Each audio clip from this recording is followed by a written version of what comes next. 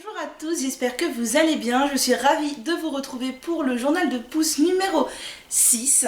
Donc mes cheveux ont atteint ce mois-ci 88,5 cm. Donc bon, je vous avoue, je triche un tout petit peu parce qu'ils sont pile poil entre 88 et 88,5. Alors j'ai dit allez hop, on prend 88,5. J'ai donc pris un gros centimètre, voire 1,5 cm durant le mois, et je vais vous expliquer comme d'habitude tout ce que j'ai fait à mes cheveux. Comme d'habitude, je note tout dans mon petit carnet, c'est plus facile pour moi après pour vous en parler. Ce mois-ci, je me suis lavé les shampoings 9 fois, c'est énorme. Sur 30 jours, se laver les shampoings 9 fois, c'est vraiment énorme. Mais je les ai lavés autant de fois déjà parce qu'il y a eu des fois où je les voulais propres pour une occasion quelconque. Et donc j'ai fait un petit rafraîchissement aux poudres et je considère ça comme un lavage. Et aussi une fois parce que j'ai eu un foirage et du coup je ne pouvais pas laisser mes cheveux comme ça, le lendemain je les ai relavés autrement. J'ai utilisé une fois mon shampoing Lagrange aux herbes à la camomille. Donc je vous en ai parlé déjà au moins 2 fois dans les 2 journaux de pouce précédents. Il m'en reste presque plus, il est presque terminé. Il est très doux, il me convient très bien. C'est vraiment un très très bon shampoing certifié Nature et Progrès. Je me suis lavé 3 fois les cheveux avec mon petit shampoing solide homemade que j'avais fait donc en m'inspirant de la recette de parenthèse tutoriel mais en le modifiant un petit peu. Voilà, j'ai dû l'utiliser 4 ou 5 fois depuis que je l'ai fait et il est encore en parfaite santé. Il a presque pas réduit, j'en ai refait pour le plaisir dernièrement en modifiant un petit peu la recette. Donc ce shampoing solide est très bien. Je dirais juste que j'aimerais bien mettre un petit peu moins de SCI la prochaine fois. Et comme il est assez riche, si vous avez un masque très riche sur les cheveux, il ne va pas forcément très bien laver ou alors il faut insister. Je me suis lavé 2 fois les cheveux aux poudres lavantes. Une fois avec mon petit mélange comme ça, il me semble que j'avais fait un petit mélange à base d'eau, etc. basique. Et j'ai fait une fois une chantilly de shikakai et cidre et ça c'était vraiment un succès fou. Mes cheveux ont adoré, donc les poudres lavantes généralement je les utilise quand mes cheveux ne sont pas très sales ou quand je veux faire un petit rafraîchissement. C'est parfait, c'est très doux et mes cheveux aiment beaucoup. Je me suis lavé les cheveux une fois avec cette crème lavante que j'ai acquis il n'y a pas très longtemps. Donc qui est la crème de shampoing à l'aloe vera, au mogongo et au sésame de noir au naturel. À la base pour les cheveux bouclés, frisés et crépus. Ça a été un fiasco total parce qu'en fait c'est une crème lavante qui se présente sous la forme d'un après-shampoing relativement épais. Elle est très difficile à appliquer, du coup j'en ai mis beaucoup, mais en fait elle est très nourrissante. J'en ai vraiment usé beaucoup, hein. Je pense que j'ai dû user un quart du pot, du tube. Elle est très difficile à appliquer, du coup c'est pour ça que j'en ai mis beaucoup. Elle est très riche, donc forcément si on en met beaucoup ça lave moins.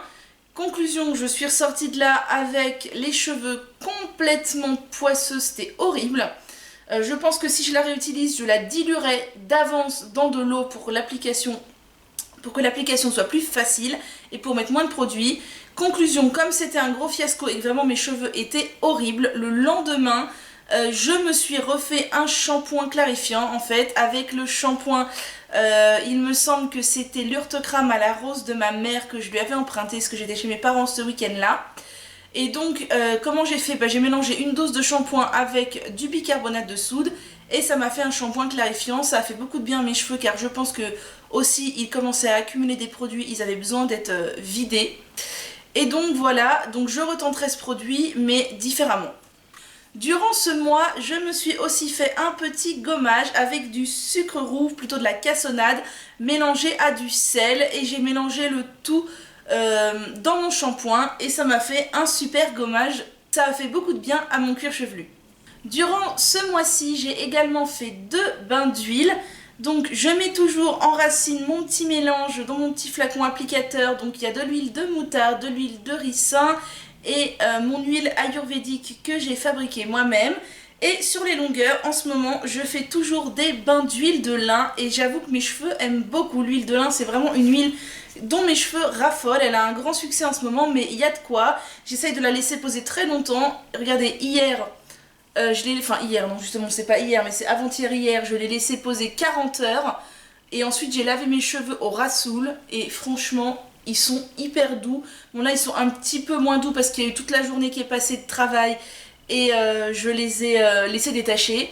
Mais franchement ils ont rarement été aussi beaux après un bain d'huile. Donc l'huile de lin vraiment je vous la recommande. La mienne vient de chez Nu3, donc c'est de la marque Rapunzel. Il me semble qu'on la trouve en boutique bio. Durant ce mois je me suis également fait un masque avec un avocat et de la crème de coco. Vous avez vu la vidéo sur ma chaîne, c'est un masque très efficace que mes cheveux aiment beaucoup. Ne pas faire trop souvent parce que c'est quand même très nourrissant, puis comme de toute façon j'aime varier les plaisirs, voilà, j'aime bien changer de temps en temps et même très souvent. Ce mois-ci, je me suis aussi fait un henné gloss, donc henné gloss dit henné neutre et après shampoing. J'ai utilisé du henné neutre de chez Aromazone et l'après shampoing c'est bio Karité Olive. Franchement nickel, cet après shampoing est très bien, il a une contenance de 500 ml, il est certifié EcoCert, il ne contient pas d'ammonium quaternaire, il est parfait. Je l'ai acheté principalement pour utiliser dans ce type de masque. En fait j'achète les après shampoings qui sont bien et pas trop chers en grande contenance comme ça pour les utiliser dans des masques. Et franchement ce combo parfait, mes cheveux ont beaucoup aimé même s'il aurait fallu un poil plus d'hydratation, ils étaient un petit peu secs après. J'ai aussi laissé poser toute une nuit l'après-shampoing à la mangue de chez Santé, donc au beurre de mangue, un après-shampoing très nourrissant certifié bio. Je l'ai laissé poser toute une nuit sur mes cheveux, ça leur a fait beaucoup de bien, ils ont beaucoup aimé. Cet après-shampoing est très bien, mais il est très nourrissant si vous avez les cheveux très fins. Peut-être qu'il ne vous conviendra pas, il me paraît déjà bien vite, c'est vrai que je l'ai utilisé 3-4 fois, c'est vrai que ça part vite et c'est dommage.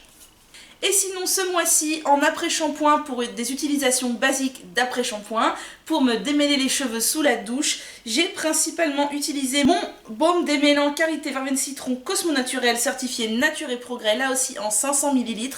C'est un flacon qui coûte peu cher, il me semble que c'est moins de 10 € ou dans les 10 € les 500 ml. Avant c'était celui que j'utilisais dans mes masques à la place du C-Bio, mais je ne l'avais pas remarqué et je m'en veux, on m'a dit qu'il contenait des ammoniums quaternaires. Alors j'ai entendu parler d'une ancienne formulation, d'une nouvelle formulation. Je n'ai pas encore analysé la composition du mien, mais par mesure de précaution, j'ai acheté l'autre pour utiliser dans mes masques et celui-ci je l'utilise en après-shampoing. La toute première fois que je l'avais utilisé, je le trouvais archi nul en après-shampoing, vraiment horrible. Et au final, maintenant je le trouve très bien, il me démêle les cheveux.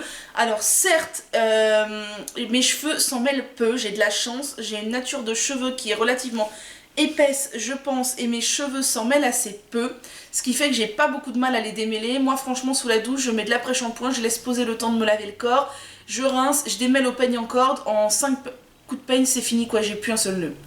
Donc voilà, donc il est très bien, il sent très bon le citron et il va falloir que j'éclaircisse cette histoire d'ammonium quaternaire.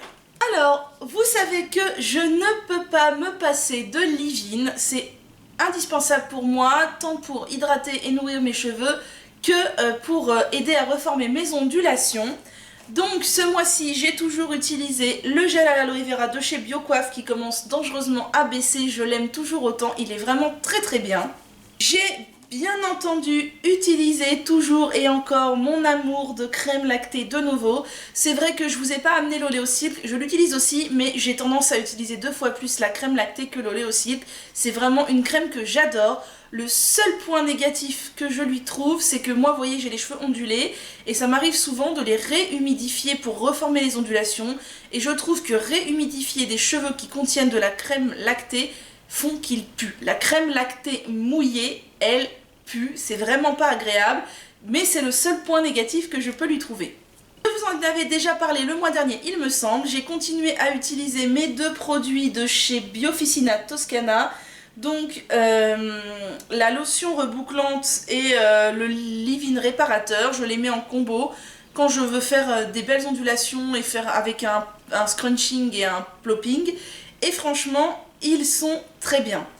J'ai testé 2 nouveaux produits que je viens d'acheter, donc la mousse santé coiffante volume style et ressort, voilà, et la mousse santé aussi, mousse soin au moringa.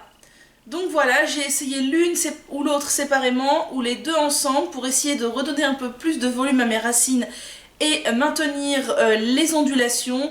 J'ai pas trouvé l'effet transcendant, j'ai trouvé qu'à la rigueur ça m'asséchait un peu les cheveux. Il faut que je retente et que j'essaie de trouver une bonne manière de les utiliser. J'ai très envie d'essayer celle de chez Eco Cosmétiques, mais comme je n'ai pas de commande à faire sur EcoVerde prochainement, ça attendra. Pour finir, ce mois-ci, j'ai utilisé pas mal de fois ma petite serviette pour cheveux de chez Decathlon pour faire mes plopping. Alors si vous ne savez pas ce que c'est qu'un plopping, patience, je vous ai fait une vidéo où je vous montre tout. Voilà, c'en est tout pour le journal de pouce de ce mois-ci. Donc j'espère que ça vous aura plu, que vous aurez pu avoir des idées de ce que j'utilise, ce que je fais. Ceci dit, warning, je fais beaucoup de choses à mes cheveux, voire trop. Je suis passionnée et c'est un défaut d'en faire trop. J'ai la chance d'avoir entre guillemets, d'avoir les cheveux secs et épais, ce qui fait qu'ils ont tendance à mieux supporter les cheveux, à mieux supporter les soins que les cheveux fins. Mais voilà, certaines pourront penser que j'en fais un peu trop, elles ont probablement raison, surtout ce mois-ci où j'ai eu mon foirage de lavage, que j'ai refait un lavage le lendemain, etc.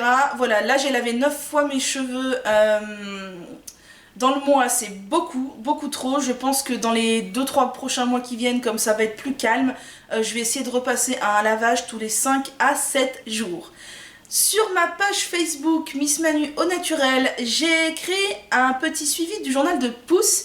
N'hésitez pas à venir voir et à me mettre en commentaire votre pouce et comme ça on pourra l'actualiser ensemble tous les mois sur la page Facebook. C'est motivant de faire ça, je trouve, et c'est toujours sympa de discuter de notre pouce de cheveux. De plus, je me suis mise enfin un tout petit peu à Snapchat. Donc si ça vous intéresse de m'y retrouver, même si je ne mets pas énormément de choses dessus parce que déjà je maîtrise pas trop et en plus j'ai beaucoup de mal avec le côté éphémère de Snapchat. Je préfère largement les choses qui restent. Je suis quelqu'un qui a beaucoup de mal avec tout ce qui est éphémère, bref. Ceci dit, je mets quand même quelques petites choses de temps en temps, donc si ça vous intéresse, vous pouvez me suivre. Mon pseudo est Manu au naturel, tout attaché.